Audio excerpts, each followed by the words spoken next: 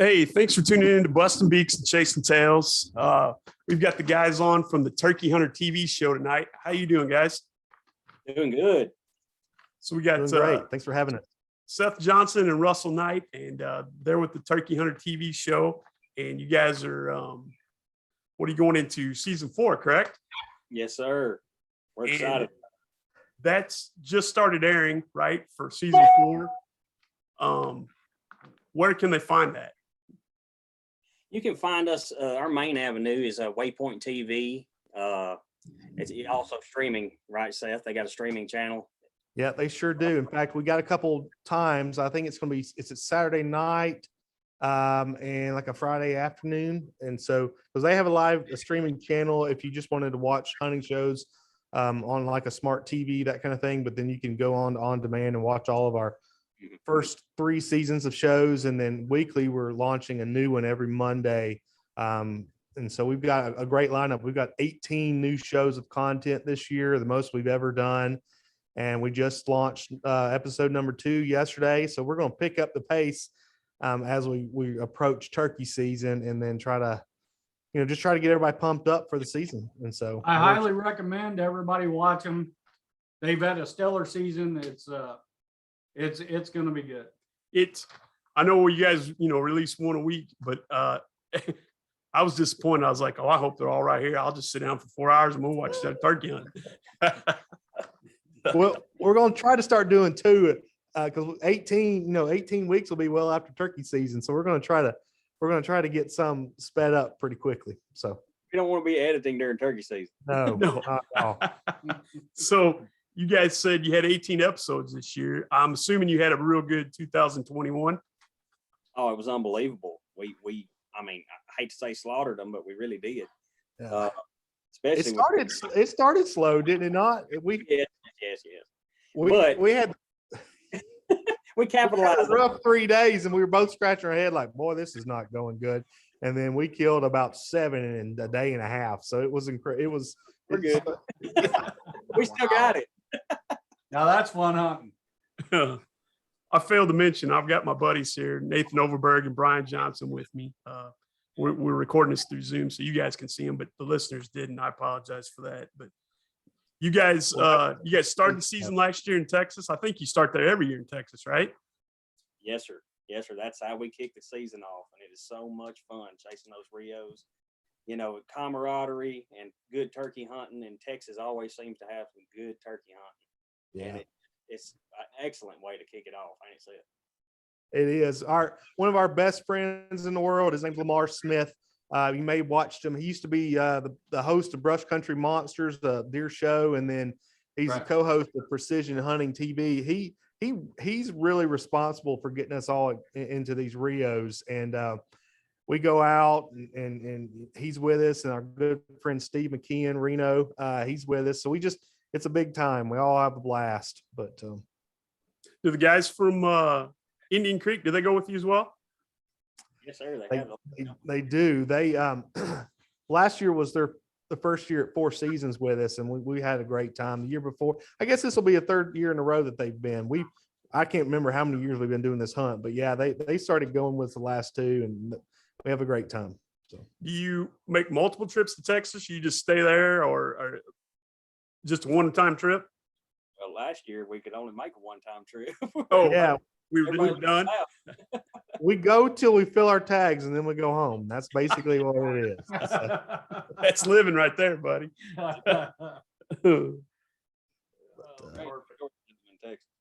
We're trying to find us a South Florida place so we could kick the season off on South Zone Osceolas, and that I think next year I'm got a mission to try to find somewhere we can go down there before we go to Texas. So I'd like to do that. But when does Texas's season open up? It opens on Saturday, the 19th this year of March.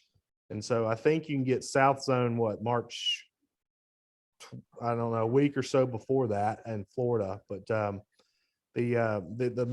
central zone opens the same as Texas. So we'd rather go do the Rios. And that's why we kind of miss out on the Osceolas. So. Okay. Well, I got to ask, because I'm headed out to hunt some Marion, and I kind of want to get you guys' feel on what exactly should I be doing when I'm hunting Marion, because I know both of you guys are experienced out there. So kind of fill me in on my do's and don'ts. Well, Seth's killed a lot more Merriams than I have, so he's the one to answer your question. Well, you need to have a good box call with you, one that can reach out there, especially if you got any kind of wind. I mean, we've called in a bird from 1,000 yards plus one time, and we could see him the whole way. He came out of the Ponderosa Pines and came across this giant open field and just gobbled the whole way. But a good box call to get their attention, bring them to you, and then set it down, something to finesse them once you get them within that, 150-yard range. Right. And then that's when Russell and his diaphragm call is just money right there. So My experience with them, it's pretty much like a Rio. I mean, I haven't killed that many of them, but like Seth was saying, or we were saying, if he gobbles at you, most of the time I've seen a Merriam come in. Most of the time. So you guys really don't go out on any approach as far as trying to reap them, be aggressive. Are you doing the basic edge of the field setup? Well, it varies. It varies on the situation and the terrain.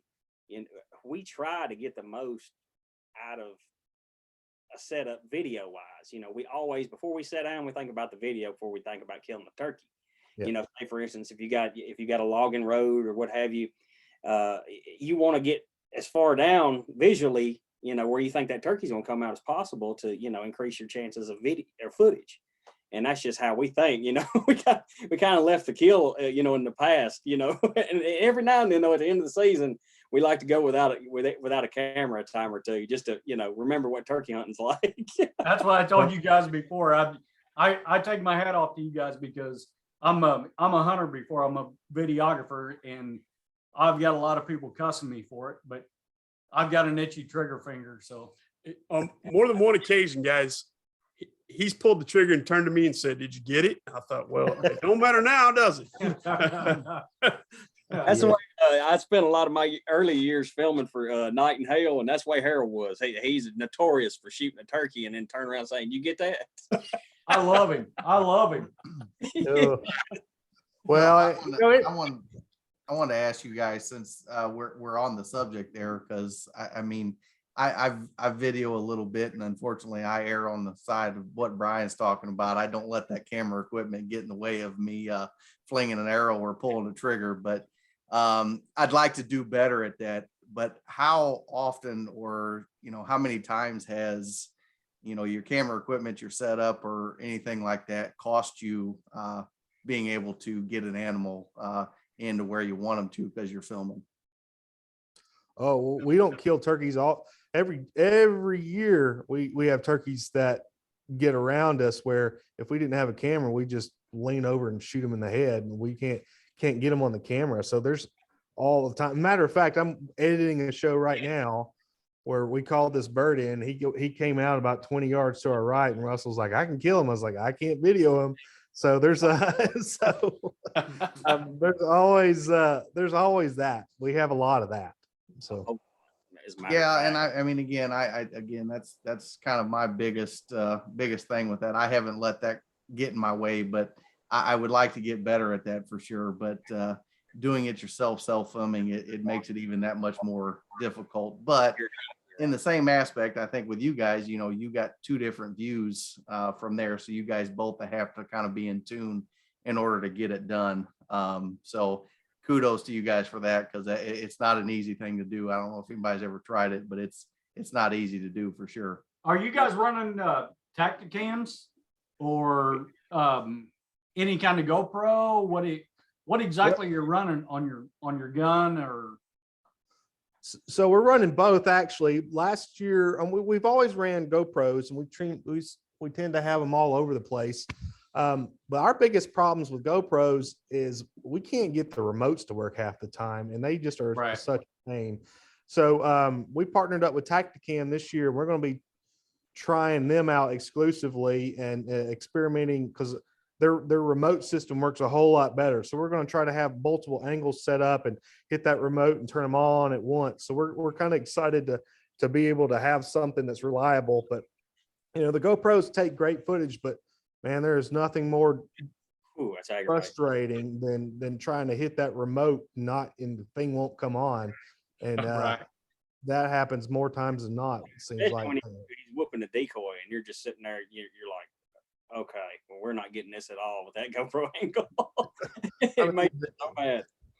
Sometimes there's no rhyme or reason why it will work or not. I don't know. So Well, and fellas, before we venture too far from the TV show and Turkey Hunter TV and everything else, not this coming weekend, but the following weekend is the NWTF, which I will be attending myself. Will you guys be down there? Yes, sir. We'll be there. absolutely, we've got a booth. This is the first time Turkey Hunter TV's had a booth, so we're excited. We're just trying to let people know who we are and meet a lot of folks, and we've got all of our different sponsor products set up so people can kind of see the different things that we're using and that kind of stuff. We got some shirts and hats, so stop by and we'll give you some shirts for you guys. So Absolutely. And again, I went in 2020, the last time they had the NWTF. That was my first show down there, and it's a great time. I'd encourage anybody, especially who's a turkey hunter, to, if they've never experienced it, to get down there, because that is one heck of a show and it's a good time. So I can't wait to get with you guys down there and hang out for a little bit. Yes, sir. Who, just out of curiosity, just give them a plug. Who are your big sponsors? You still with Indian Creek, I'm assuming. yes, sir. Our title sponsor is Browning. So they really brought us to the show and gave us the opportunity 4 years ago. So we owe them really our success for getting us out there. And then Indian Creek, Apex, Replica Decoy Company. Help me out, Russell. I'm on the list there. Put you on the spot. I'm sorry. That's right. We got Tacticam this year. We also got, Apex competitions, and tell them a little bit about that, Seth. So that's a pretty neat thing. I don't know if you guys have ever heard of Apex competitions, but basically they have a competition where a certain number of people can sign up per state, and then they have like payout. It's almost like, you ever been to a fishing rodeo where you can buy like a license, and then if you catch the tagged fish, you win the prize. Well, it's kind of like that, where if you sign up before the turkey season, if you kill a monster bird, then and you submit the score for it.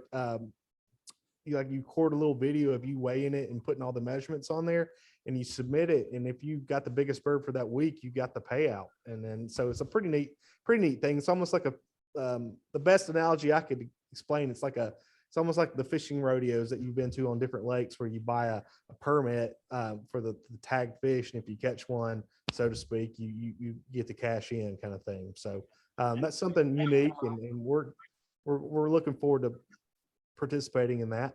Where do they go to find that? Apex competitions. Okay. All right. Sorry. That's excellent, because our area right here, we have Easterns, 24 to 28 pounds. We got some good birds. That's a toad right there. I got two of them right here on my wall. I wish I could show them to you, but I got some dandies here. Ain't nothing like we were admiring before we started. Russell's got his rope of spurs behind him there. Yeah. There's about 16 foot in total.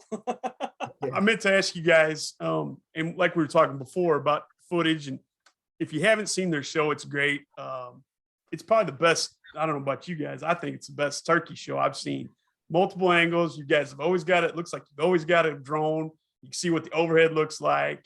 You're talking about there's usually a camera right on the decoys, and I think I've heard you guys before. You let it flog it a couple times. Wait, now get him.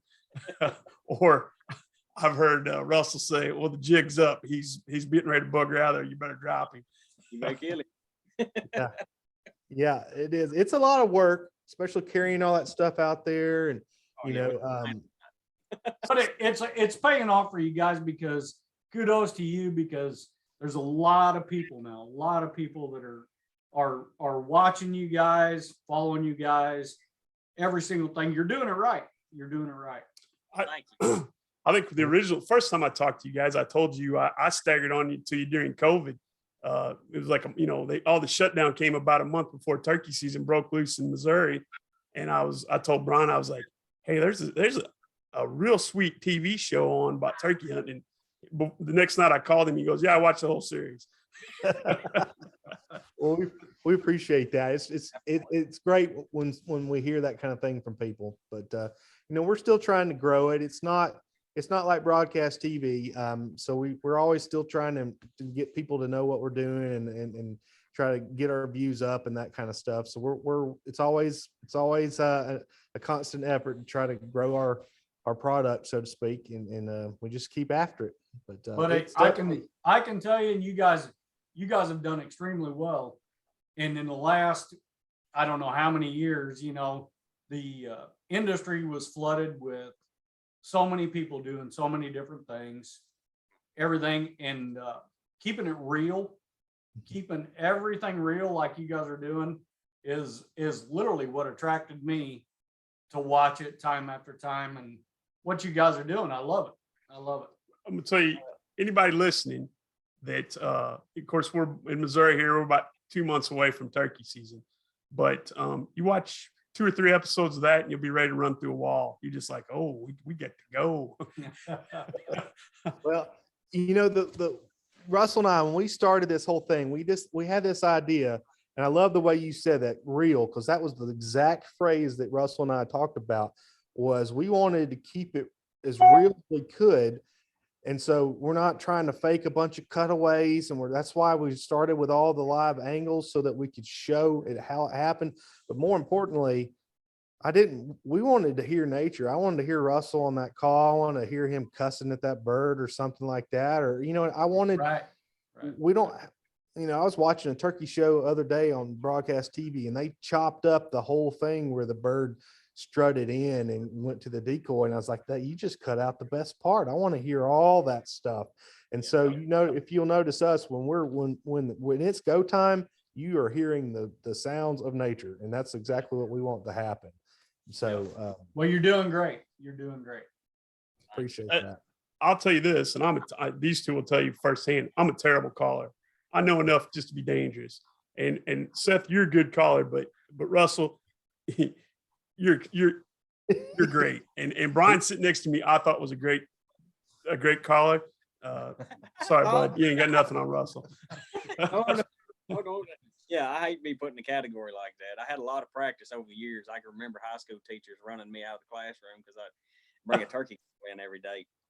But it was a lot of practice, and I've noticed in trying to teach people or show people, how to achieve turkey sounds that when I first started, I hear a lot of the sounds that I, hear people make, turkey calls. And I just was very persistent. I guess I was bored and always wanted one. It's like, a kid with a harmonica. I always wanted one in my mouth. And I just got to where I had an ear for it. And I listened to a lot of turkey sounds, and that really helped me. A lot of the Woodhaven stuff in the past, like they produced sound files, videos, CDs that you could listen to in your truck. And I wore CDs out in the truck just listening to turkey sounds and trying to mimic that. And that got me pretty good. I've never called the competition. Harold asked me to call in the competition, but I just never pursued that. I didn't want to change how I called for a judge, so I wanted to keep it the way I liked it. So Russell, you're saying there's still hope for me then, right? There's still hope. Absolutely. Okay, because listen, marginal might be the giving me some credit on what kind of caller I am, but hey, that's okay. A turkey don't care about any of that. As long as it's what he's wanting to hear, anybody can call turkey. I agree. Well, and that kind of takes me into one of the first questions I want to ask you. We get into hunting a little bit here, guys. What is each one of yours go-to call? What if, you got to take it or you need that bird to come in? What are you using and what are you doing to that bird? Go ahead, Seth. Well, I'm in the category with you guys. I'm a cameraman, TV producer first.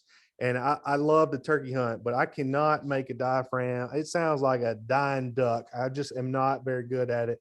I know what I'm good at and what I'm not, and that is not what I'm good at. So Hey, I've seen him personally call in a whole bunch of turkeys. well, so I am a pot call and a box call guy. And my favorite, absolute favorite go-to pot call is a ceramic made by Foot on the Head Game Calls.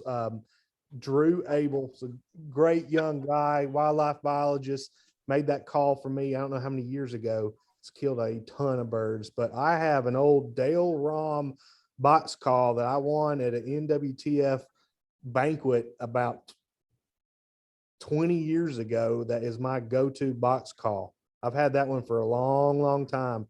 And I can't tell you how many, that box call has probably seen 100 birds die. No joke. So Hey, that's the go-to call in Texas. I mean, every time we're in Texas, I can't get a turkey to answer any of my calls. And I'm always looking at Seth. He wears that box call handle out. I said, you get that box call out. Get that box call out. And yeah, every you time can hear it in the show. Run that box call. Run that box call. But Russell, you tell them what's your go-to. I'm a mouth call guy, and that's what I learned on, and that's what I hunted with for 15 years, before TV. It's just a single mouth call, maybe one or two of the same style, but just it's so versatile for me that I can get any turkey noise I want to out of it. I know there's a lot of times though that I want that pot call because you can really locate and reach out there and make a turkey gobble. Whereas with that mouth call, you just can't hit that volume. You can't get that shrill sound you need to make him hit at a distance to locate him. But at the end of the day, it's a mouth call. Let me tell you, Brian and I grew up together. Nathan and I have known each other for several years, but I wasn't a turkey hunter growing up. My dad was a fisherman. So I got into turkey hunting from him. And he gave me a mouth call one time, and I got a bad gag reflex, and it took 3 years before I quit gagging on it. And he's got no patience for me to begin with. And it was just a series of GDs and you dumb. And I was like, easy, brother. Yeah, That's real. it is. He'd tell me, stick it in your mouth, now put it on the roof. And I just, And he's not exaggerating. And he finally, I think it was so mental that before the call even got in his mouth, he was gagging and I couldn't break him of it. And whenever I gave him a box call, that was heaven for him. Heaven. I will say this. And Brian's seen it. My granddad made a box call back in the 60s, and it's got one of the sweetest tones of any box call ever, doesn't it? It does. Go ahead. Oh, absolutely. Hey, I got to ask you guys. Okay. There's been a series of people that have controversy over this. I want to ask your opinion. 12 gauge or 20 gauge? 12 gauge. I need all the pellets I can get. Yeah. My favorite saying is there's only one kind of dead. So I will shoot him with whatever I have to shoot him with. But I love my 12 gauge Maxes with that Indian Creek 665 and my Apex 7 and 9 blend. That is my combo right there. So Yeah. I actually went this last year, Indian Creek 665, and I'm impressed by it. oh, I love it. I've got an Indian Creek on my Browning as well, and I wouldn't hesitate to shoot one at 60 yards. Mhm. We've shot several 50, 56, 57 yarders, but I think Russell's shooting a 5.70, aren't you? I think it's a 670. I think it's a 670. I'm not sure. I don't know exactly. I know it's a little different, and he's shooting the 2 3/4, right? Yes, I shoot 2 3/4 nines, and I've had tremendous success out of them. I know I killed a turkey in Ohio last year at 72 steps with that. Wow. Yeah, I patterned the gun and I knew it would do it. Dad was videoing me and he said, "Can you kill that turkey that far?" And I said, "Yes, sir." He said, I yelled and he stuck his head up and he fell over. He said, "I cannot believe that." I said, "Yeah, that's pretty impressive." That is impressive. Well, and that's what I was going to ask you guys, because again, I got a buddy who always says, he said, if they'd make 4-inch shells, I'd shoot them. I mean, he's shooting the biggest thing out of his gun, and he's probably going to need shoulder surgery here for too long. But my question was the shells that you guys use and your effective range with those. So that's out of those shells, those 2 3/4, that's awesome, guys. That's getting out there for sure. Yeah, it's amazing what the Apex ammunition will do, and the tungsten and how it holds together. It's just amazing how far you can kill a turkey nowadays. And also, if you're in a brushy situation, where you're set up in some thick privet hedge or what have you, in the past, we were kind of scared to take shots that had a little bit of brush in the way. With that Apex and that tungsten, you ain't got to worry about brush. It's like a bush hog. Just mow it down, right? Oh, just tear it down. That's amazing what it'll do. Shot shell technology has changed the face of turkey hunting. It really has. It has come a long way. So, is tungsten legal everywhere? Legal everywhere? I think so. Is it? Okay. Yeah. I wasn't sure. I know Missouri's, they always come up with some kind of crazy ruling here and there. We always got to try and keep up on what's legal and what's not legal. Russell, you hunted Missouri a couple years ago. We have to be out of the woods by 1. Yes, sir. It's not only we hunting, we're also fighting the clock. When Brian and I are hunting together, he's like, we got to go. We only got an hour. Yeah, I know, that's terrible. Because I can't tell you how many afternoon turkey hunts I've had, memorable hunts, and when we go there, we go to Ohio the same way. I think it's a different time. I can't remember exactly, but having to quit and not hunt them afternoons, boy, it just kills me. I fell in love with Kansas when I can hunt all day. And going from Missouri to Kansas, I thought, what's wrong with our state? Why can't we have this much fun all day long? I don't understand it either. It makes zero sense to me. I don't know the logic behind it, but it's hard to adjust when I go to those states. Yeah. You have to lock my door, lock me in my room. Put a gun in the safe. Get it away Get from yourself counting it. I catch myself looking at my watch all the time. I'm like 9:20. I got to get moving. I got to go. Got to make something happen. That's right. All right, boys. Let's talk decoys for a second. And I know again the time of year kind of changes these things, but what kind of decoys are you using, and what are you throwing in your vest to take along with you? What do you want with you for sure? When you're heading out, getting into the timber and things like that, what do you want to have with you? Go ahead, Seth. Well, so we've been partnered up with a replica decoy company for past 3 seasons, and we really enjoyed their extremely lifelike decoys. But it all depends on the time of year. In Texas, last year we started out with a strutter and they were great, and then all of a sudden we had a couple that got shy to it. We swapped over to the Jake, and then all of a sudden we just had some incredible hunts where they were whipping up on the Jake. But you're always going to have down there early season either a strutter or a Jake and some kind of hen combo. They came out with a new hen decoy that's just incredible. Russell, tell us about that one. It's the queen hen, and ultra realistic hen. We had some great success with her late season, especially around home, in the Southeast, when turkeys, have been hit with the decoys all season long.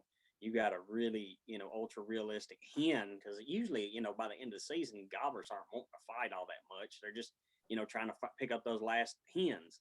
And if you got an upright hen like the queen hen, it really puts the odds in your favor, especially late season. But she is hand painted. All the decoys are hand painted. And it's just hard to beat a realistic decoy. I can remember hunting with those old feather flecks, We've all done them. The feather flecks. trying to keep them from not going flat on you. Yes, exactly. Yeah. But you could fold it up and put it in your back pocket. That's exactly right. That's what was great about them. And I killed a bunch of turkeys over them. I remember some of my early turkeys. I killed some really good ones, and I can remember killing them over a feather flex hen that looked just awful out there. Yeah. One of the first ever hunts I went with Brian on, the wind was blowing about 40 miles an hour, and that sucker was spinning so hard, and about that thing, the wind got it, and it just shot straight up in the air, looked like a helicopter. Well, since we're on decoys, I call them the turkey purists, and I got to ask you, because you guys are heavy turkey hunters, but a lot of the turkey purists don't necessarily agree with the reaping. Do you guys reap? And again, just what's your views on that? Well, I have done it, and I'm gonna be honest with you, it's one of the most exciting things I've ever done turkey hunting. Like, get my heart beat out of your chest, when a turkey closes the distance and they're coming at you, and you think you're about to get hit. That is just exhilarating beyond measure. And as far as turkey hunting, if it's a legal method, I'm all about it. And the decoys really help with the footage aspect for us, and that's what we're trying to get is great footage. And you see a lot of stuff out there, but people don't use decoys, and that's okay. There's a place for that. But our goals and what we're trying to achieve with the show, a decoy helps us a lot. So we try to use them as often as we can, just for the footage purposes, and the show. It's always fun to watch them whoop the fool out of the decoy. Yeah. Oh yeah. Oh, yeah. Absolutely. You guys got more patience than I do. They come in, I'll let them hit the decoy maybe one time if they're lucky. If not, it's done with. He's kidding. If it breaks 30 yards, it's dead. Tungsten is flying. Yeah. Or lead, what have you. Hey, real quick, because we're going to come up on time here before too long, but two things. First of all, somebody wants to find out about Turkey Hunter. You guys got an Instagram, Facebook, website. Where can people find you? Well, we've got a website, turkeyhunter.tv, and we're about to launch Turkey Hunter Shop. We're going to have some of our products on there, some of our hats and merch and all that kind of stuff, and some of our sponsored products on our shop, so to speak. But we've got social media at Hunter TV, Facebook, Instagram, that kind of thing. Got a pretty substantial following on Instagram. We try to keep content up there pretty regularly. So if check us out there for sure. But if you want to catch all the new shows, we're on Waypoint, and then a day or so later, we'll put them up on our YouTube channel for everyone to watch. Okay. Excellent. One more thing before I let you go, because I can't let you go. I follow you both on Facebook, and that's actually how I staggered onto you guys. I saw Russell, and he had a good year, but Seth, it looked like you had one hell of a fall when it come to killing whitetails and caribou and God knows what else. Yes, sir. I had a pretty good year. So Russell and I are also, we're the production team on Precision Hunting TV, which is a show on Pursuit Channel. And so I did quite a bit of hunting. We went out to Alaska, killed a bear and a caribou on that hunt. I was looking for a moose, but we never saw a moose. And then I've spent, I was all over the place, everywhere from Colorado for mule deer, shot an Iowa muzzleloader buck after Christmas this year. Spending a lot of time in Texas and Alabama. In fact, this past weekend, I finally finished the season up at in South Texas on the last whitetail of the year. So I'm ready to officially switch gears to turkey mode, and that is always the sign for me when I put the deer hunting gear up and it is officially turkey season. So my mind is officially in turkey mode. So. There we go. Awesome. What about you, Russell? You killed a good one this year too, at least one, right? Yes, sir. I killed a couple of them. I killed one deer with a bow here at the house. It's pretty good. And I killed a deer with the Browning in Kentucky that was pretty good deer. And I also killed a deer in Alabama. So yes, sir. I had a phenomenal deer season, but I'm with Seth. I'm ready to do a little bit of trapping and put my eyes on some turkeys. Well, it all starts with the NWTF, fellas. Again, where you guys going to be at down there? What booth are you in, and where can people come look you up? I can't remember the booth number off the top of my head, but we will put it on social media here shortly and let everybody know where exactly we'll be. Yeah, I think I remember the number, but as soon as I say it, it'll be wrong. So yeah, let's hold off and put it on our social media page. But yeah. It'll be the one booth down there where somebody's using a turkey call, right? Yeah, Yeah. for sure. At the end of NWTF, you always hear turkey calls for the next week. So Kind of like I'm- fireworks as a kid, right? You let them off Exactly. all day and your ears ring all night. I'm okay. I'm okay with turkey calls. Well, guys, I can't thank you enough for being on here. This is the second time you've been on, and I do appreciate it. This has been a cluster. I couldn't get things going tonight, and I apologize, but you guys are All good good. as gold, and you've got a great TV show. And anybody wants to check you out, give it a look, because we're coming up on that time, and you guys do it well, and I'm sure that's your goal, get everybody revved up. But by God, it won't be long. Exactly. Well, thanks for having us. We appreciate it. So, Yep, enjoyed having you guys on tonight. Thanks, absolutely. guys. We'll see you in a couple weeks. All Yes, right, sir. we'll see you then. Thank All you, right, fellas. buddy. Appreciate it.